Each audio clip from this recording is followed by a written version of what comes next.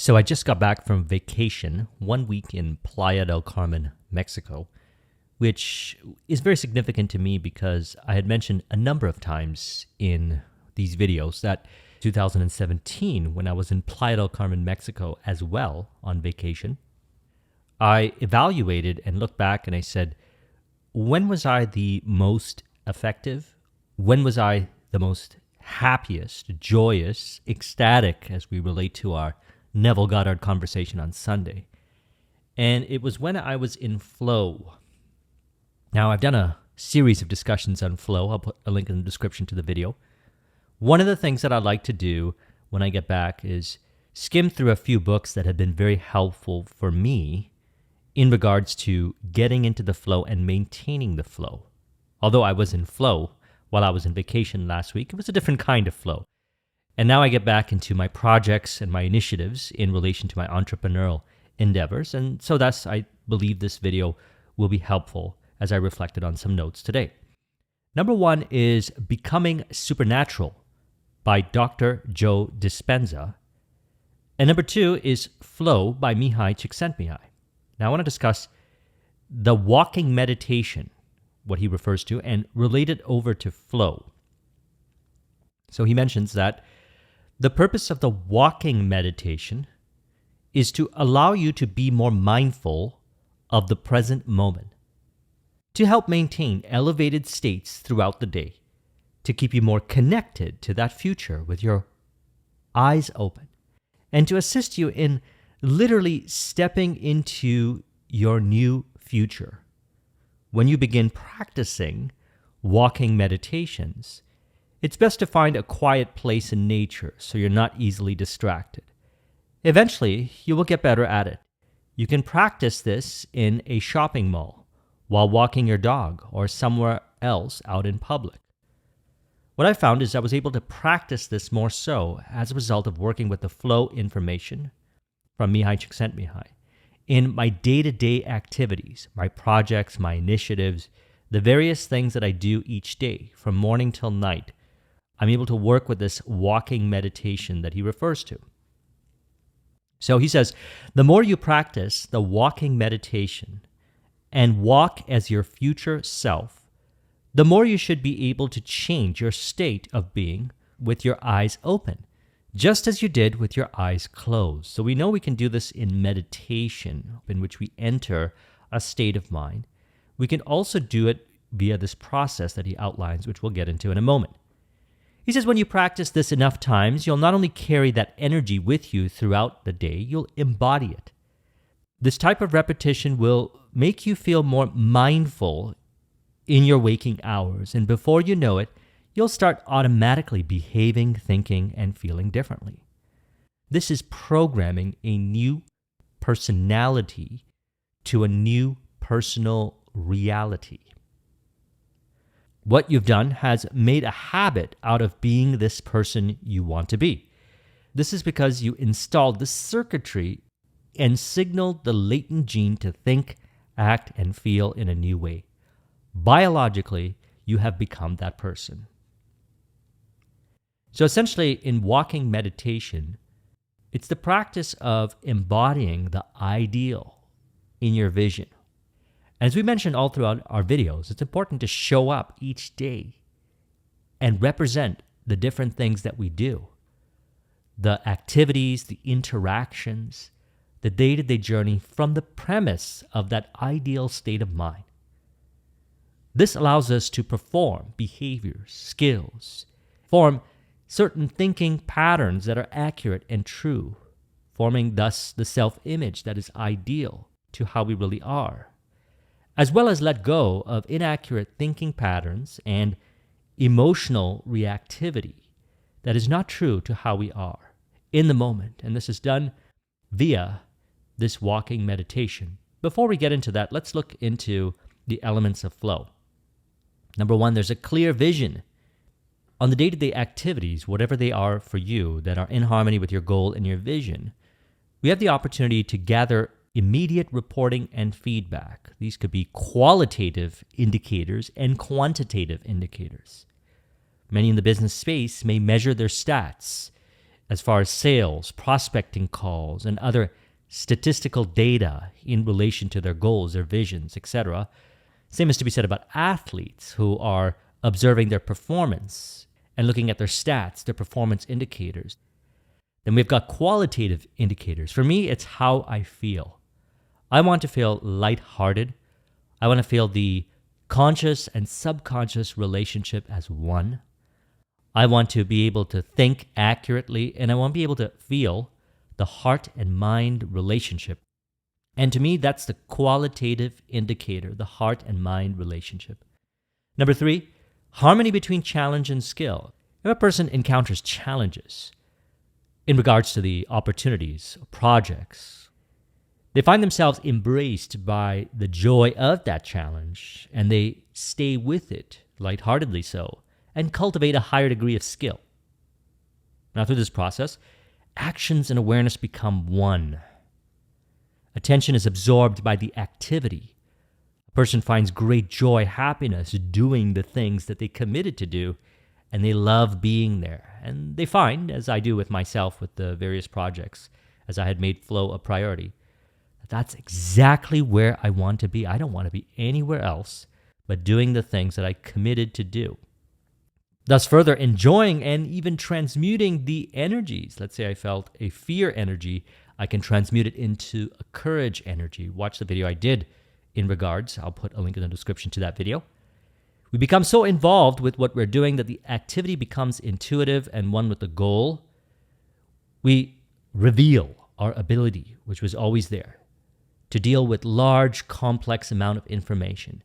And we're able to make rapid, correct decisions in the moment. This could be revealed in conversations that we have with others. I speak a lot about relating with others in personal life, business life, etc. When a person lives in their flow, their ideal state of mind, that which is who they truly are, they find that they're able to have harmonious conversations. This would reveal a person's congruence, physical, mental, emotional, spiritual. By working with these elements of flow here, which we've discussed extensively in the flow series, we'll find that it's very helpful to relate it over to the walking meditation, which we'll get into in a moment. So we're able to seek the connects, relationships, nuanced distinctions, and reconciliation occurs within to higher degrees. Conscious and subconscious are experienced as one. Actions and awareness here become one. Number 5, free from distractions, fear, doubt, and indecision tapers away. As we encourage the flow, maintain the ideal state of mind, that which is in alignment with how we actually are, inaccurate thinking patterns or emotional reactivity no longer seems to exist, and a person maintains that throughout the day, and they become that. As we go back here, as he says, what you have done has made a habit out of being the person you want to be. This is because you installed the circuitry and signaled the latent gene to think, act, and feel in a new way. Biologically, you have become that person. And then we experience time distortion in our activities. We accomplish far more in less amount of time. Interesting opportunities show up. We're able to automate, delegate, eliminate, optimize in part or in whole or in combination. Sales, marketing, innovation, for example, in the entrepreneurial space, very important. From our selling, we get marketing ideas. From our marketing, we get selling ideas. From our selling and marketing, we get innovative ideas for product services that we can create and offer the marketplace. We may even discover different ways of serving our existing clients. All of this is discovered in the process. We'll notice this. And upon integration of those opportunities, we're able to transcend further time and space. And during the process of the day, the very activity, the person becomes autotelic. They become one with what they're doing. They enjoy what they do. They love what they do because that's where they genuinely want to be. And they find that they're able to easily work with what we talked about in the last 3 videos, the Neville Goddard conversation, as well as Thursday's and Tuesday's video last week in which you spoke about the invisible powers. So in relation to the flow elements, we want to keep into consideration what he refers to as the walking meditation. Here's how it works. He says, you begin by standing still, closing your eyes and resting your attention in your heart, all the while slowing down your breath and breathing in and out of the center. When you feel heart-centered just as you do in your seated meditations, you begin cultivating elevated emotions that connect you to your future. Number 2, once you feel fully grounded in these elevated emotions, for a few minutes, open your focus and radiate that energy beyond your body until you feel it within you, as well as around you.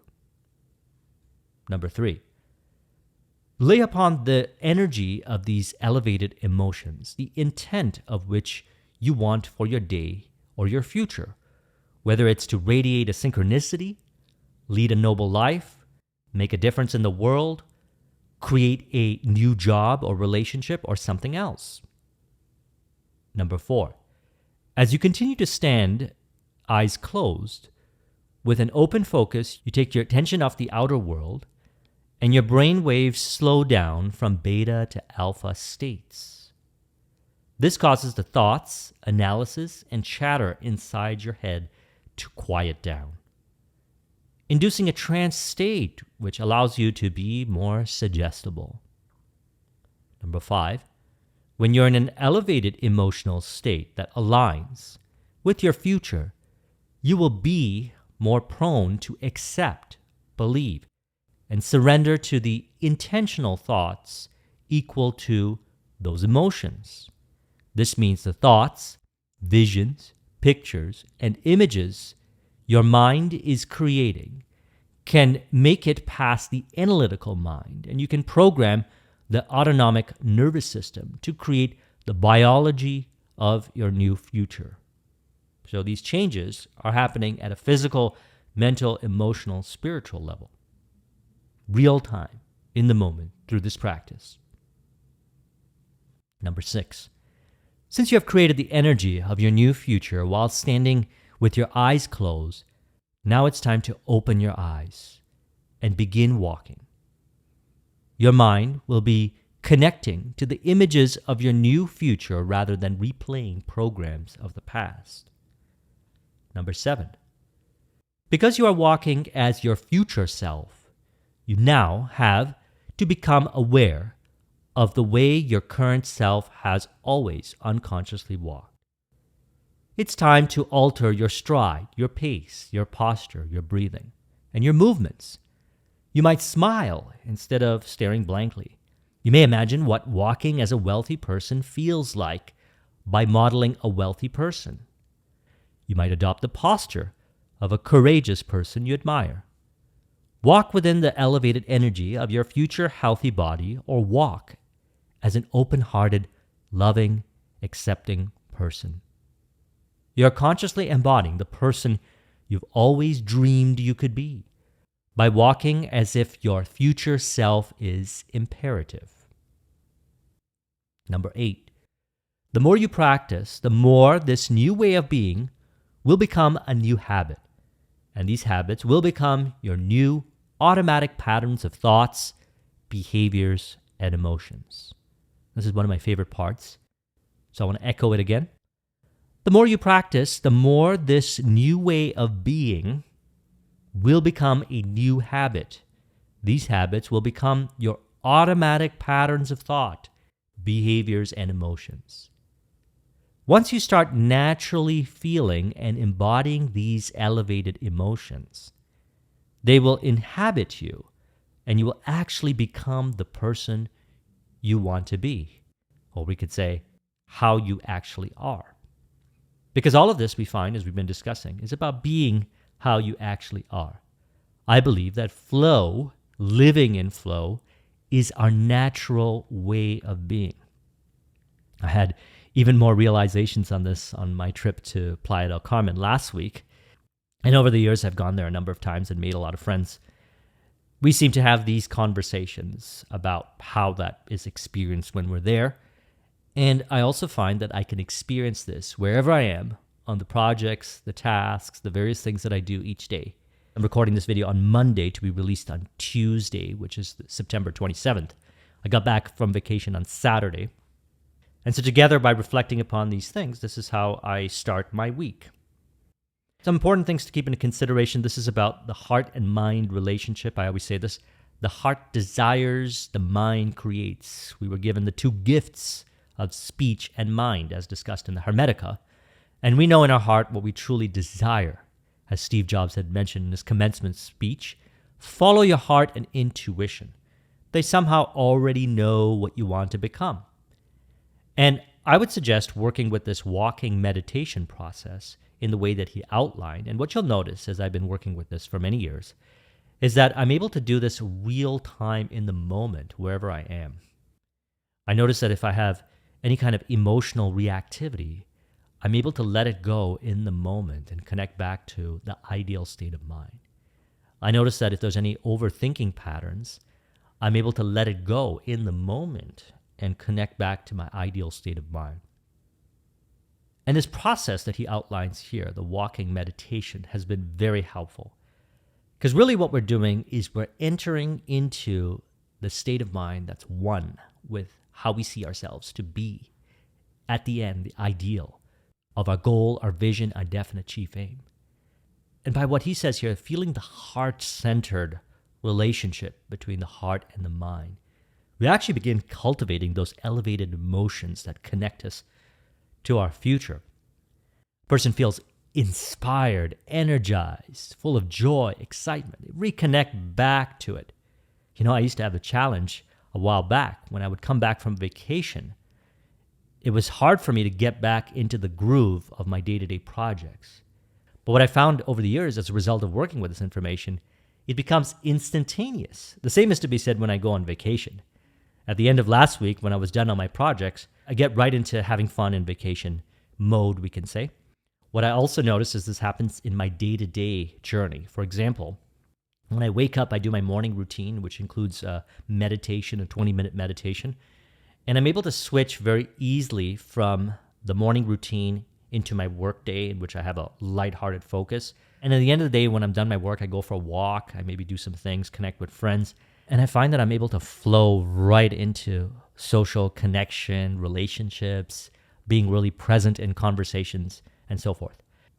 So I trust you found this video to be helpful. Let's go ahead and conclude this with an auto-suggestion to further encourage. We can say, I realize that I have the ability to represent the autotelic person, that's one with my vision, instantaneously,